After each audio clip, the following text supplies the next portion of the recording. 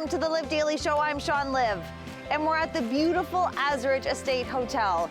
Today we have an amazing episode on resolutions, whether that's getting into shape, whether it's maybe eating cleaner. There's gonna be some tips in this one that you don't wanna miss. So sit back, relax, and I hope you enjoy.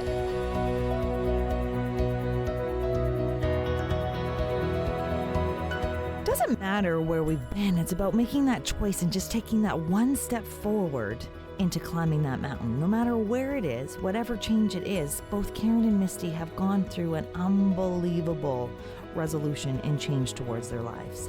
I had a chance to sit down with them, and it is unbelievable. Oh, thank you. Did you want some water? Here, you bet. Oh, Thank you. thank you. Ladies. Like brilliance right here. Complete brilliance. When we're talking about resolutions or change or owning ourselves, so many of us try to, right? We try to make those changes, and sometimes we kind of go backwards, right? You two sitting in front of me are a complete essence of what femininity, of what women and embracing ourselves means. So thank you. Oh, thank you for having us on the show. Absolutely. Yes. To me, it's a journey, right? It's a journey. It's a journey for all of us, and moving through our setbacks, our challenges, whatever we have in life, and rising up like a phoenix out of the ashes and embracing our brilliance in this world. So you have a backstory, obviously, because you wouldn't have found your brilliance if we didn't have maybe some challenges that we had to work through in order to get there, right? I believe we are, to the degree that we experience our darkness is the degree we're going to experience our light. Say that again for me. To the degree that we experience our darkness is the degree that we experience our light. So the darker we go, the lighter and brighter we're going to be. So we can shift into the light. Okay. Yes, definitely. And to me, darkness refers to fear. And I'm going to go back to when I was a teenager. I was addicted to drugs. I got addicted to cocaine. When I was 19, I married an alcoholic, a drug dealer. I thought he was my knight in shining armor. It was going to change my life, but no, I cried myself to sleep for 7 years. I got married to him, and I thought that was it. That was my life. And I finally had the courage to leave him. And in that leaving of him, my body began to deteriorate. I had scoliosis, chronic back pain, chronic fatigue, you name it. And eventually, thank you, I had a spiritual awakening in 1993 that changed my life. And I knew now that there was a different path for me. And I just had to say yes to the path. But just yes. Having the courage to turn my back on what I knew and the people that I knew, and to turn around and face life and go and experience my dream, to discover who I am and what's my purpose on this planet. That was very challenging. So would you say that's almost a connection or a trust with something of life, or whatever you want to call it? Because that's like scary. Yes. Exactly, and I had to get to that place where I knew in my heart that the universe had my back in whatever I was going to step into. That really makes me feel emotional, honey. It was amazing. I had to let go of all my friends at the time. I had to let go of my world that I knew and step into the unknown. And look at you, and you're here today. And you're here with this amazing book. Yes, I'm founder of Women Embracing Brilliance, and I'm empowering women to find their voice. We all have a story, and it's important for us to share our story, and because women, a lot of women see themselves as being alone on their journey, and they're not. And so this is about us reclaiming our feminine power and really saying yes to live in a prosperous and beautiful life. And we do this together as women. Oh my gosh. I just want to read one sentence on the back, and it takes real courage to go public with the one's account of hitting rock bottom.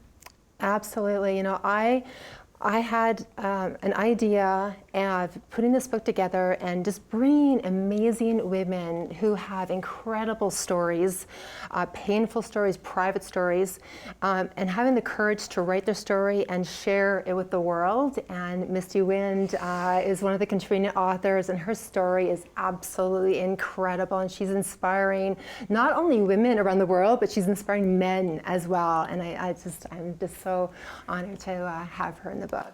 Thank you so much, Karen. So tell me. So thank you first off for being here. Thank you so much for having both of us, Sean. We really appreciate it and love all the work that you're doing. Oh, thank you. So your story. Yeah, well, at one point in time I decided to be the first person having the conversation about myself because people were going to talk about me anyways. When I was first released from prison, I did a 4.5 year and then another half-year prison sentence. And when I was first released, I remember walking through the Safeway in my hometown and seeing a neighbor who I'd grown up with and been friends with, and putting my head down and ducking to the next aisle over because I didn't want to face her. And I knew that I had been in the newspaper, I knew that I had been away in prison for a number of years, and I could have only imagined the things that people were saying about me. So it took me a few years of living life in a little bit of shame and fear before I realized, you know what? If everybody else is going to talk about me, I might as well be the first one to lead that conversation. So here, let me tell you about what I've done. Let me tell you about where I've been. And let me tell you about what I have gone through in order to pay back my debt to society and what I want to do in the future to make things right from what I've done. So it was a hard, long journey, but. Wow. What did you learn from just your time there? First off, because I guess there you'd have to connect to yourself, you'd have to connect to your soul, you'd have to find something just in here. Oh yeah, you don't have Facebook to scroll through or anything to distract you, that's for sure. You're alone in that cell with yourself and your God, whoever that might be. And I did manage to connect to my faith, which was the hugest thing that brought me through in the very end, as I went back 3 separate occasions, each time deepening my faith every time that I went, realizing the first time I couldn't do it alone. The second time I couldn't do it alone, not drawing from my energy source, from my source of faith, from my source of power. And the third time finally realizing that when I connected myself to my God, my Lord, that's when I was able to have more of a connection to everybody around me and have the strength to walk in my truth and in my light. And you're a hairdresser. Yes. And you're giving back, so tell me about that. I am. Well, it started when I was in the penitentiary. I remember not fitting in very well, and I wanted to start doing hair like my mom. I worked for her in her hair salon my whole entire life and realized that it was a very marketable skill in there. And if you were doing someone's hair, they were going to treat you well, no matter what, because they didn't want you to screw up their hair. Right. So I really started learning that having a skill worth making people feel better about themselves was very, very valuable in life in general, and that when you give people a little bit of outer beauty so that when they look at themselves in the mirror, they have some inner beauty that they can reach down inside and pull from. I love your t-shirt, honey. And I love everything that you are doing with that, putting your soul and your purpose into, oh my gosh, everything. So tell me about Care Cuts. Thank you. Yes, Care Cuts is the group that I started a couple of years ago, giving back to the community in using my work to help other people to gain confidence, to, you know, get out of that addiction, maybe head to their detox center or ask for help or go into that job interview. Whatever it might be, I've found that certain people, when they're marginalized in an area where they don't have access to certain things, they have a little bit of a stigma with how they look to the outside world, which stops them from doing certain things like asking for help.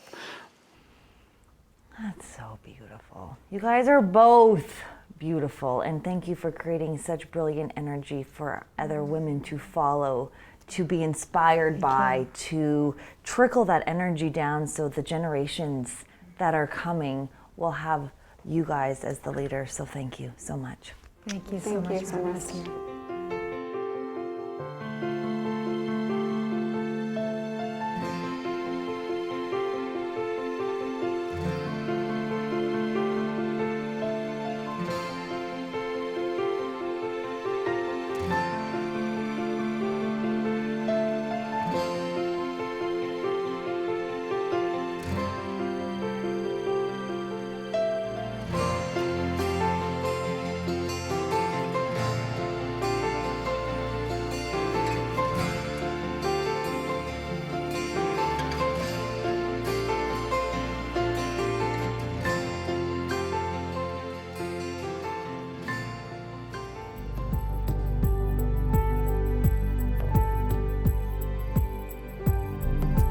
Maureen McRae, or as Dr. Mo, I call her, is one of those women that has all the credentials in the world, but yet her energy and her love and her inspiration is just so contagious.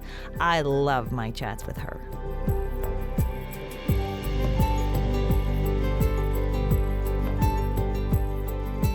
Thank you, Janine. Thank you so much. That's lovely. Thank you, thank you, thank you. Yes.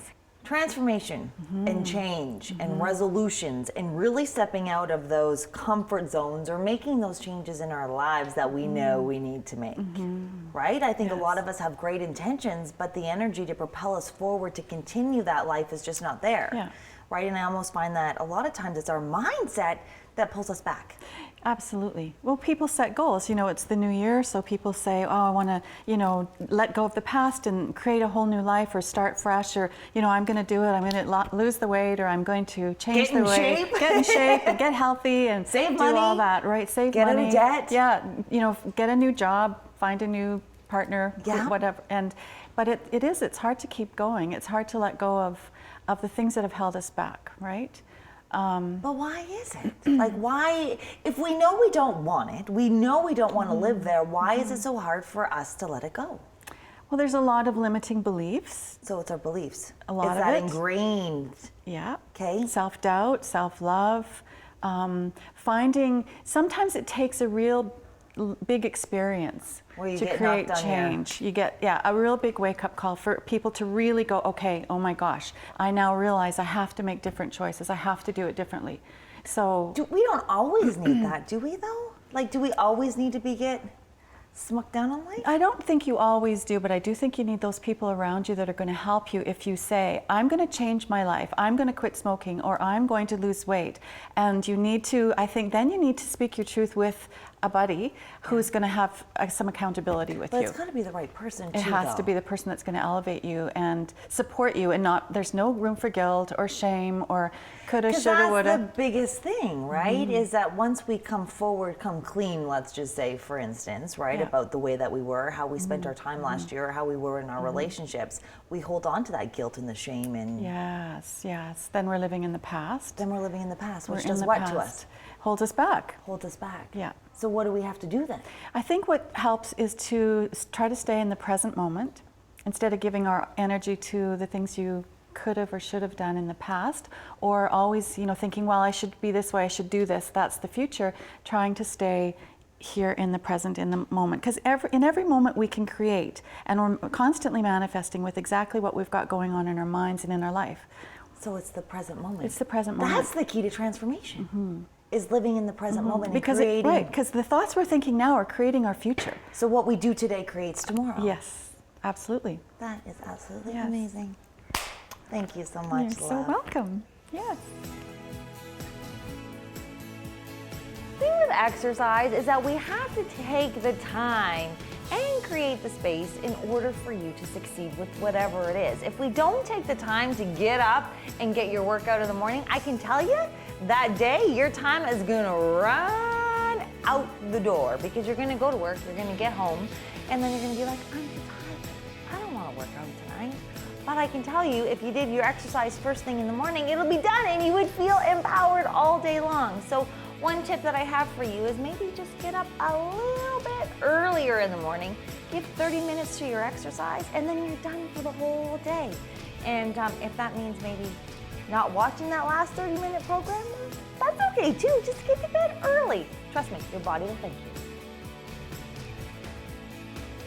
You know what I love most about lower body? Why does that, Sean? Is that lunges can be modified to get like an amazing result, right? We don't need a lot of space, right? Yeah, absolutely. But we can modify them into higher intensity or lower intensity, right? Yeah. You agree? Absolutely. So do you want to maybe demonstrate just a back lunge for me? Sure. Coming all the way back, coming forward. Look at you.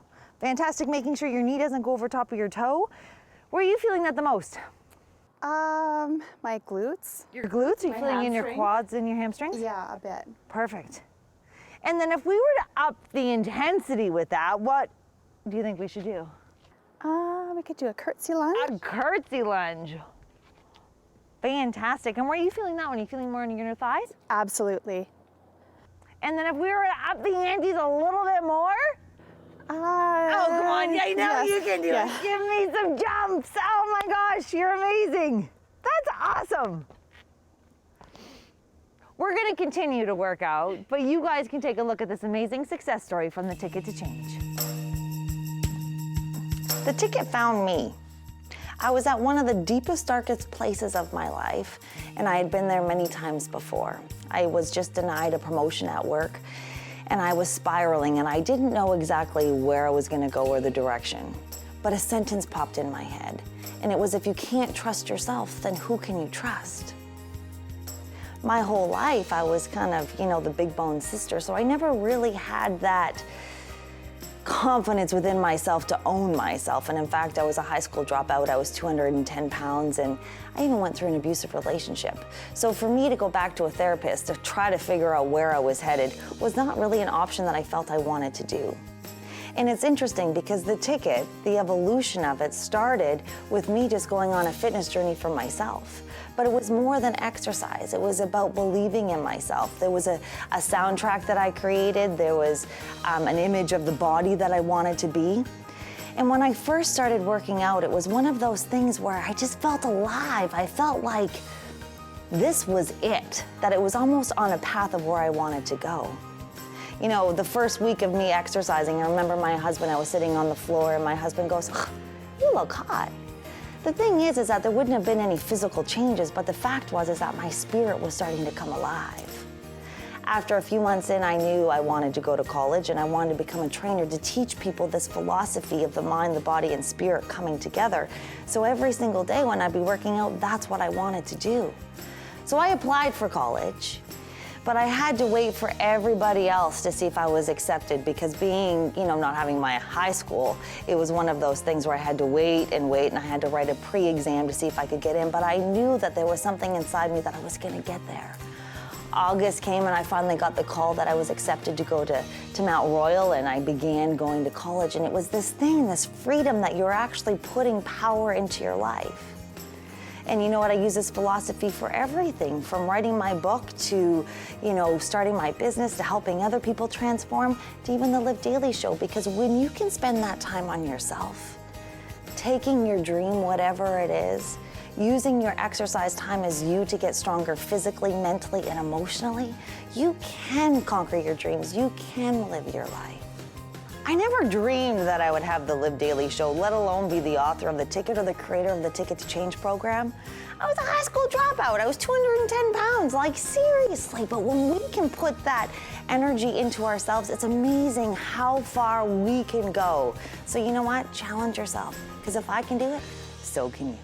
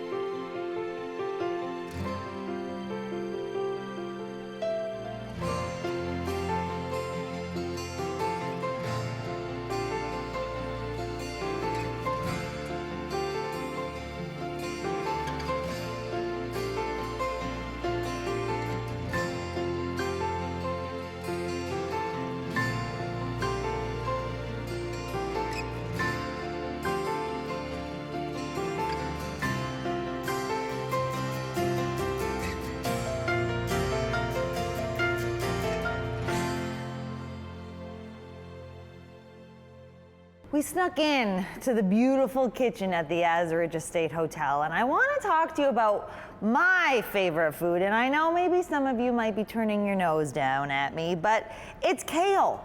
I love kale. I absolutely love kale, but it's about how we can incorporate it into our diets that maybe might take that bitterness away of kale. So I have 3 different kind of recipes for you that you might want to try at home. So the first one that I have is a shake with kale in it. And in the shake here, there's of course your basics, your milk, and actually that looks really pretty, doesn't it?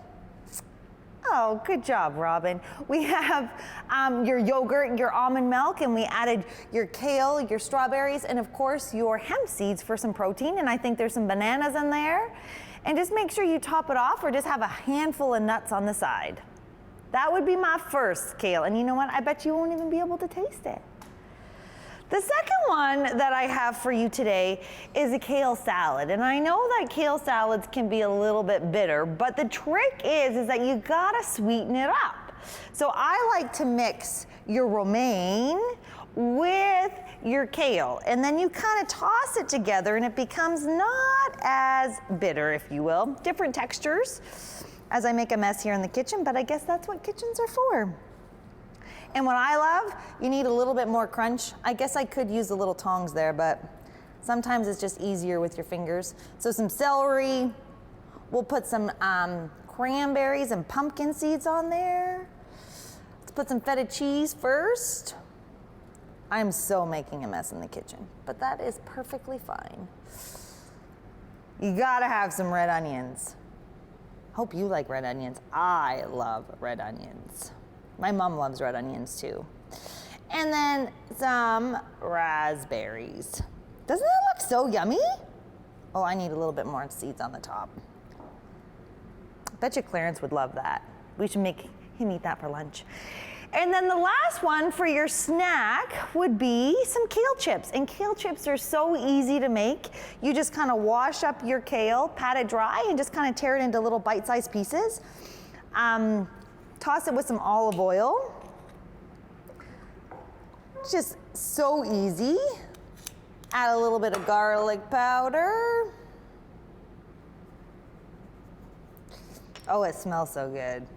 Some sea salt and some nutritional yeast to give it that cheesy flavor. And then you just kind of toss it all together. Bake it in the oven at 350 for about 15 minutes, and voila, you have some kale chips.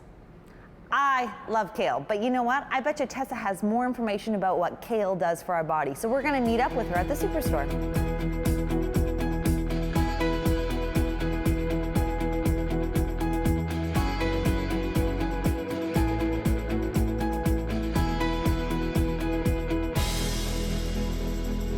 Tessa, kale. I love kale. I do too. And it's really good for us, isn't it? It is very good for us. Why? Yes. The high fiber content is one. It's you and your fiber. I know, I love fiber. And tell us again why we need fiber. Oh, fiber it detoxifies our system. It cleans out our colon, works kind of like a broom, and cleans out all the toxins that build up from environment stressors or other foods that we're consuming. Leaves us with energy and clarity. So fiber's good. It's a really good one. Okay. Especially if you're struggling to get through your days energy-wise and digestion issues, we need more fiber. And there's lots of fiber in kale. Lots of fiber in kale, yes. So what are we looking for when we're picking out kale from a bunch like this? Well, because most of the times we're just really quick in, we grab our kale and away we go, right? Yeah, to get your kale through the week for you and the optimal nutrition for the week, try and pick your kale that has a little more sturdy leaves. This is quite limp feeling, this one. You can go to the back and see if you can get some more stiff leaves. Oh, feel the difference. You want the dark green color. Okay. Keep in mind there are different colors of kale. So there's the black kale. So you'd be looking for different things in different kales, but you want stiff, not limp leaves. And then what do we do when we bring them home? Like, do I wash it and then put it in the fridge, wrap it with paper towel, or what do I do? I personally like to wash it right away. Okay. Just for the purpose of then it gets eaten right away. It's right there, available in the fridge when I open it. It's ready to go. I can toss it in a salad, toss it in a smoothie, Right. in the soup, however you want to eat it. I like to also have mine, I wash it down, clean it all up, and then rip off the leaves and massage coconut oil onto the leaves. Coconut oil. Yeah. What does that it's do? weird. So it's just good because you're adding then some beneficial essential fatty acids to your diet that we all don't get enough of and need. And does it last in the Also- fridge? Yeah, oh, totally. Yeah. I actually find, I don't know if it technically helps, but I feel like it makes my kale last longer. Does might it as make well. it taste different? No, not at all. It's Can not you a even strong see flavor. it? Nope, can't see it. Leaves are a little bit shiny. Yeah. And it doesn't melt? No, no, it doesn't. No. And then you're just also making those nutrients from your kale bind and stay in your system better by having it carried through with the fatty acids. You want to keep it. So it's almost like a little glue. Yeah, you could look at it that way. Carries it through. It's a little helper. For your body to absorb the nutrients. Better. That's correct. Oh, I love Yeah. it. Thanks so much Yeah, for your you're time, welcome. Tessa. Absolutely. John is a local entrepreneur and a big thinker. I knew when I first met him that there was more inside him that I wanted to learn about. So we sat down and had a few conversations. So when we're talking about resolutions, what's one thing that you would, from your experience, from your journey, that you can share? Well, I mean, the more recent one that's really affected my life and my well-being would be fitness. I mean, something that was never really a priority in my life, and I believe it should have been. It was, I mean, coming from the kitchen and being a chef, it's very, I mean, it's not only your career, it's your lifestyle. I mean, you take it home with you, and long hours, and there really isn't any time for a balance. But having 2 young children and I needed to have more energy, and from that I came to this realization one day in the middle of the night where I couldn't sleep, and I said, I'm gonna end up running a marathon. I was like, okay, I'm gonna research it, I'm gonna figure out what I need to do. I told everybody that I was doing it, so now I was committed. Once I told somebody, I'm committed, I have to do it. And then I figured out a training schedule, and I started training to run this marathon, and I hurt my knee. So I didn't let that stop me, I just started biking. Do you think, let's say even 6 months prior to, if you would have made that same commitment, would you have kind of stuck with it? You weren't ready for it yet. I wasn't. I mean, you need to be ready for it, and for sure. I mean, like I had the things in place. I always have, I guess. When I look back, I could have done it at any time, but was I really committed to it? And I don't think I was. This time, I was committed to it. I had to do it. I mean, there's a certain amount of focus that I feel I have that I didn't quite have that level before. I mean, everything seemed to really come together once I started, building that into my lifestyle. And it's I can't skip it.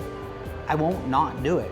There's like people say, how do you find time in a day? I'm like, well, I work 2 hours less now. Right? I mean, that's all But then you're putting that priority on you. I mean, I get a lot of things done when I'm mountain biking, and a lot of it's for me and focus, right? Yeah, that's fantastic. Thank you so much, John. Of course. Thanks for watching today on the Liv Daily Show. I hope that you found inspiration from today that allows you to make one small change in your life, whether that's getting up to exercise or maybe creating more space in your life for you to go after what it is that you want. We'll see you next time.